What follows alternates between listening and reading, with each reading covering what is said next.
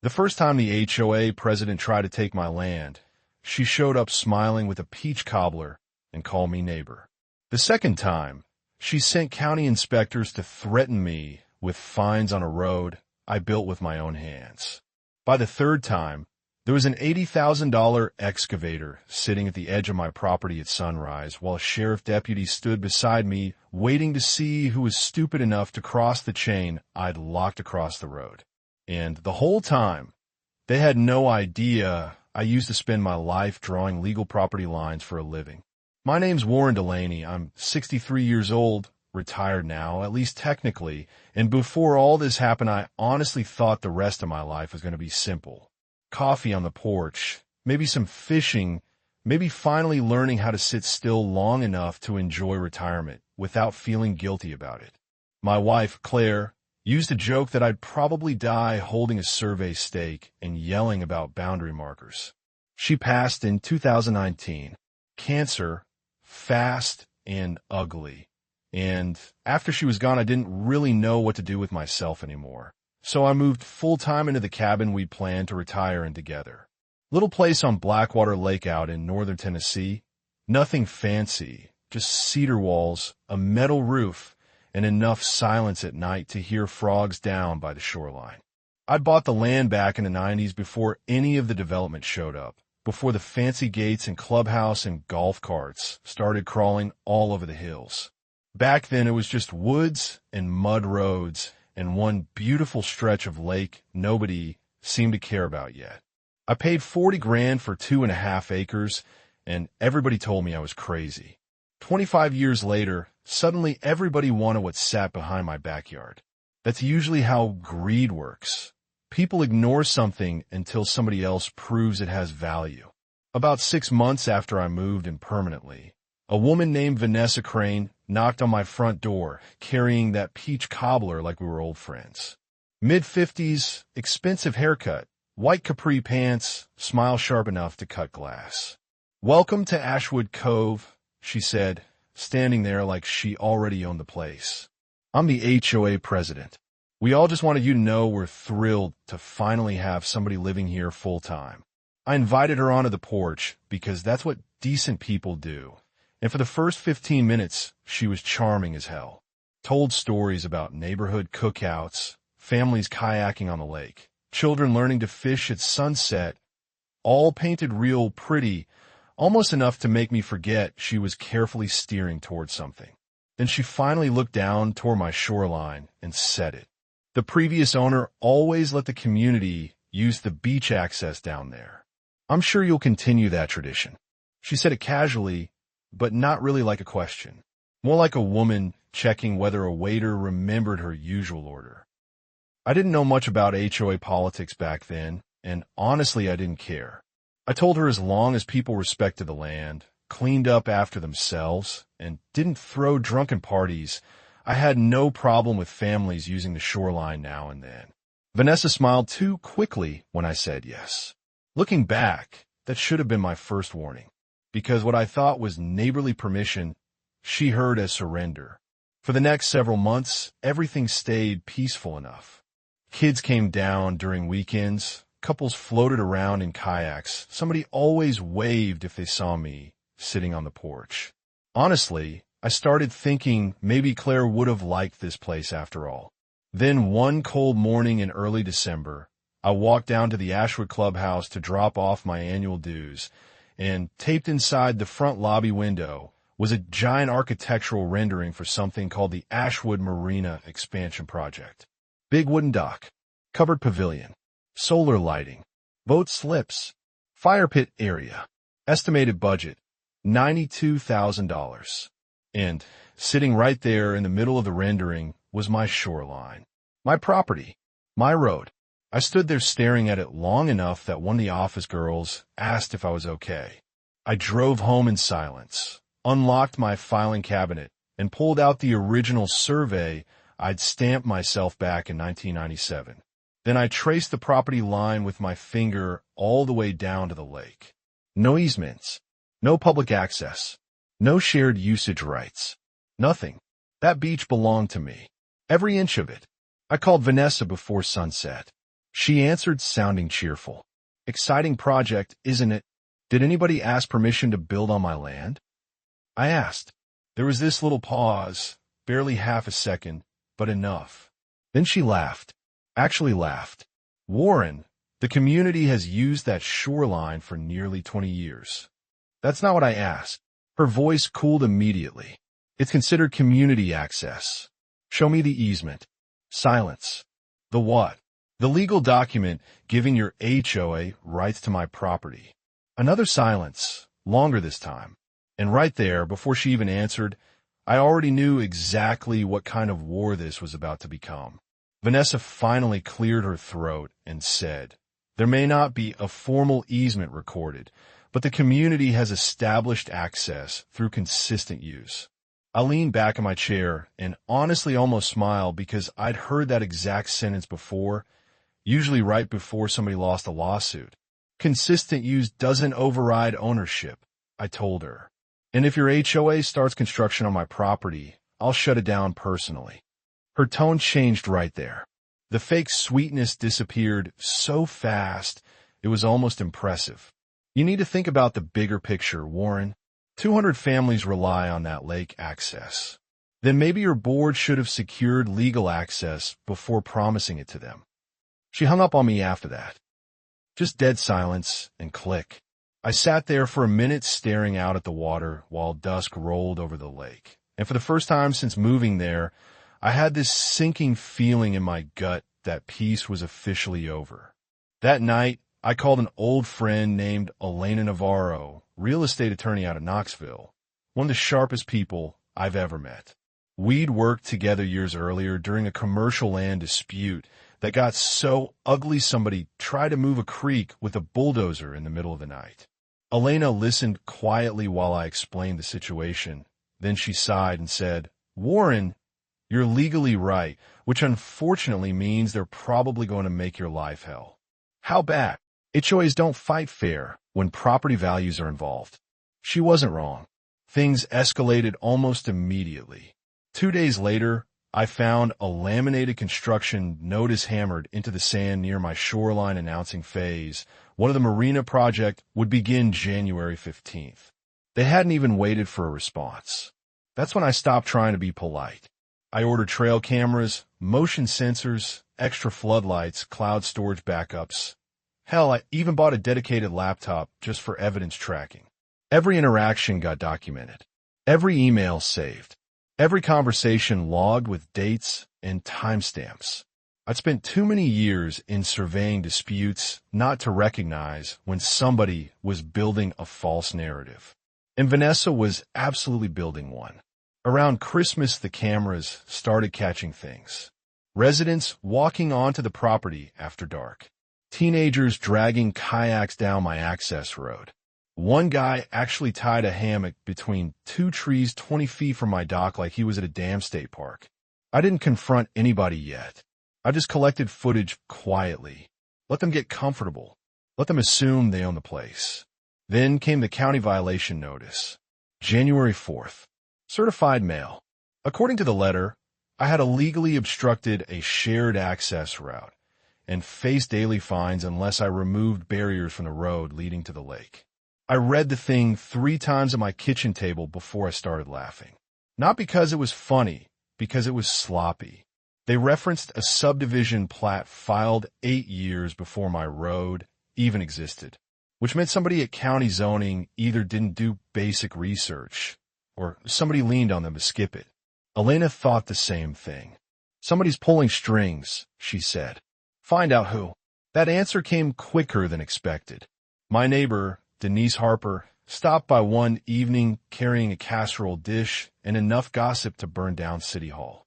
Denise was one of those women who always knew everything happening in the county before reporters did. Sweet lady, retired school principal, drove a silver Subaru covered in bird-watching stickers. She lowered her voice the second I opened the door. Vanessa's brother-in-law sits on the county development board. I blinked. You serious? Dead serious. And guess whose construction company got awarded the marina contract? That's when things stopped feeling like neighborhood drama and started smelling like organized corruption. Turns out the dock contract had gone to a company called Ridgeline Civil Group, owned by Vanessa's husband's cousin. Bid came in nearly 30 grand higher than competing proposals. Didn't matter. HOA approved it anyway. Suddenly, every piece started fitting together. The fake lake access promises, the pressure campaign, the county notice. They weren't trying to negotiate with me anymore. They were trying to steamroll me before I realized how exposed they really were. Elena filed for an emergency restraining order the next morning. Meanwhile, I doubled down on evidence gathering. I mounted another camera near the road entrance and one facing the shoreline itself. January 15th came cold as hell, frost covering the gravel road when I walked outside at 6 in the morning, carrying a thermos of coffee and a heavy steel chain in the bed of my truck. I locked the chain across the access road myself. Tight, secure. Navy-grade padlock Claire had bought years ago after somebody stole tools from our old barn. Funny the things you end up keeping. Around 7, I heard diesel engines climbing the hill. Big excavator first, followed by 2 pickup trucks with Ridgeline logos on the doors. They rolled right up to the chain before stopping. The operator climbed down looking confused, cigarette hanging from his mouth. "We're here for Marina Construction," he said. "Not today." I handed him the restraining order. He read it once, frowned, then read it again slower. "You the property owner?" "Yep." He looked back toward the excavator like he was calculating whether this paycheck was worth possible jail time. Then another vehicle came flying around the bend. White Mercedes SUV. Vanessa. She jumped out before the thing fully stopped moving. "What the hell is this?" she snapped. "It's called a property line. You cannot stop this project." "Actually," I said, "I already did." The excavator operator slowly backed away from both of us like he'd accidentally wandered into a divorce argument. Vanessa stormed toward the chain, heels crunching gravel. "Do you understand how much money has already been invested? Do you understand how ownership works?" Her face turned bright red. "You're hurting this entire community over selfish pride." "No," I said quietly. "Your board sold amenities you never legally owned, and now you need somebody else to blame." She stepped closer then, close enough I could smell expensive perfume and cold cigarette smoke under it. "You think these people are going to support you?" she whispered. "Once they realize you're taking away their lake access?" I remember looking past her toward the houses up on the ridge, all those windows catching morning sunlight, and realizing something important. Most of those families probably had no idea they'd been lied to. They bought homes believing what the brochures told them. Community lake access. Private marina. Family recreation. Vanessa hadn't just manipulated the board. She manipulated the entire neighborhood. "This isn't going to end the way you think," I told her. She smiled then, but it wasn't friendly anymore. It was the smile of somebody too deep into a lie to reverse course. "Oh, Warren," she said softly. "It already has." Then she got back into her SUV and drove away while the excavator slowly reversed down the hill behind her. I should have felt relieved watching them leave, but honestly, standing there in the freezing wind beside that chain, I mostly just felt tired. Because people like Vanessa never quit after the first loss. They escalate. And 3 hours later, my trail camera caught her returning with bolt cutters and the HOA attorney. The footage from that trail camera still makes me laugh sometimes.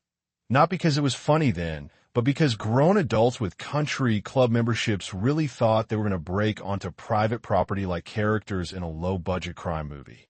Around 10:30 that morning, Vanessa came marching down the access road wearing oversized sunglasses and fury all over her face, followed by a man in a gray overcoat carrying bolt cutters like he was about to liberate prisoners of war.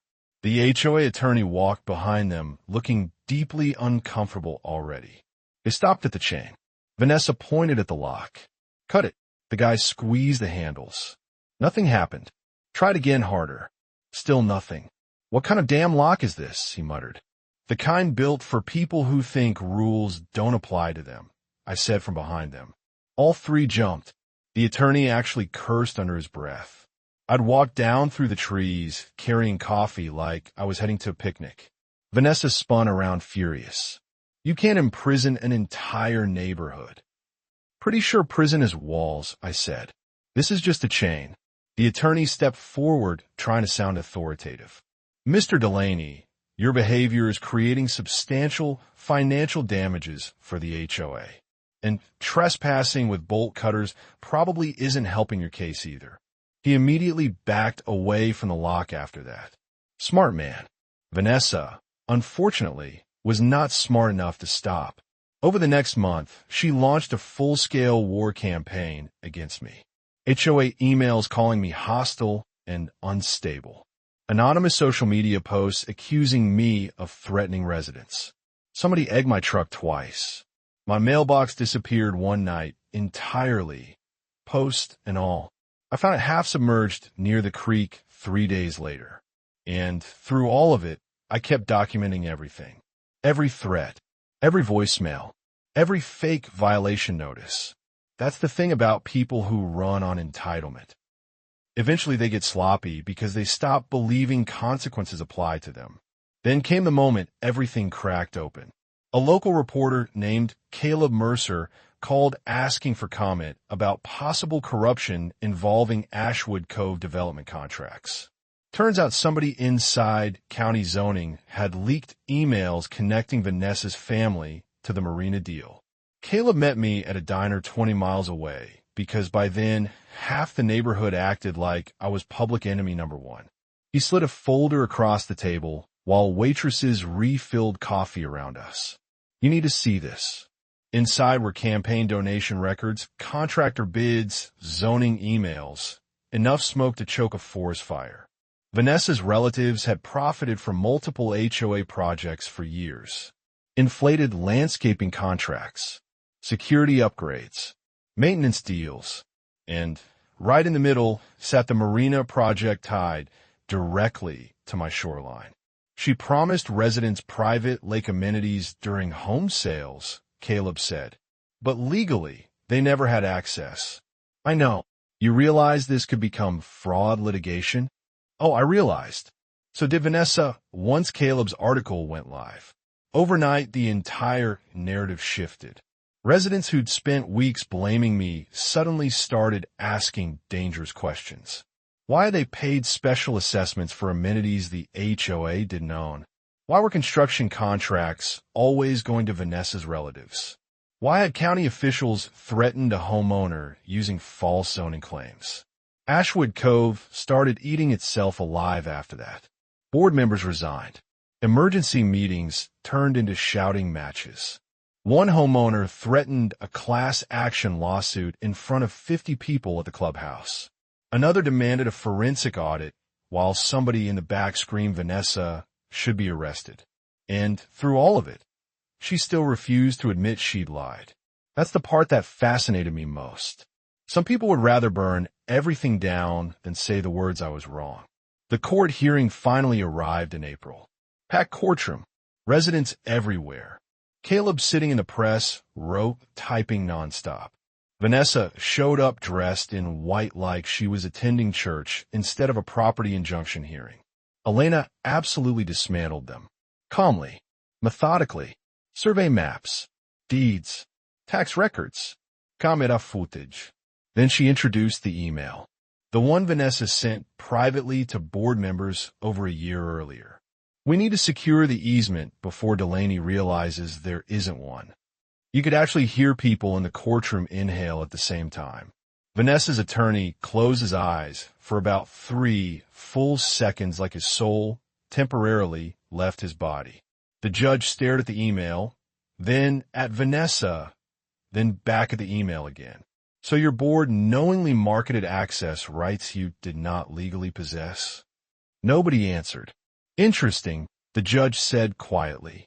20 minutes later, the injunction was granted permanently. The HOA lost everything. Access rights denied. Construction prohibited. Legal fees awarded in my favor. Vanessa walked out of the courtroom without speaking to anybody while homeowners stood around staring at each other like survivors after a tornado. But honestly, the strangest part came afterward. Because once all the anger settled, once the lawsuits quieted down and the board got replaced, the new HOA president came to my porch one evening carrying a six-pack of beer and an apology. Young guy named Ethan Cole, former Army. Different energy entirely. He sat there awkwardly for a minute before finally saying, "Most of us never knew the truth." I believed him. That was the problem with the whole thing. Regular families got manipulated by somebody obsessed with control and appearances. So eventually, after a lot of conversations and a ridiculous amount of paperwork, I agreed to a controlled use access program. Not ownership, not easement rights, just permission. Revocable anytime. Families could use the shoreline during daylight hours if they followed strict rules. No parties. No trash. No construcción.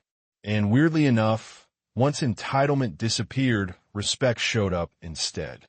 Last summer, kids were fishing off the dock while volunteers cleaned litter around the lake. And for the first time in a long while, the place actually felt like a community instead of a battlefield. Vanessa moved out shortly after the lawsuits started piling up. Last I heard, she joined another HOA board 2 counties over, which honestly feels less like coincidence and more like a horror movie sequel waiting to happen. Me? I still sit on the same porch every morning drinking coffee while the sun comes up over Blackwater Lake. Sometimes I think about how close I came to giving in just to avoid conflict. And that's the dangerous thing about bullies. They count on exhaustion. They count on people deciding peace is easier than resistance. But if I learned anything through all this, it's that boundaries only matter when somebody is willing to defend them. So now I want to hear from you. If your entire neighborhood believed they deserve access to something you legally owned, would you have fought them the way I did, or would you have given in to keep the peace? And be honest, because stories like this happen a whole lot more than people think.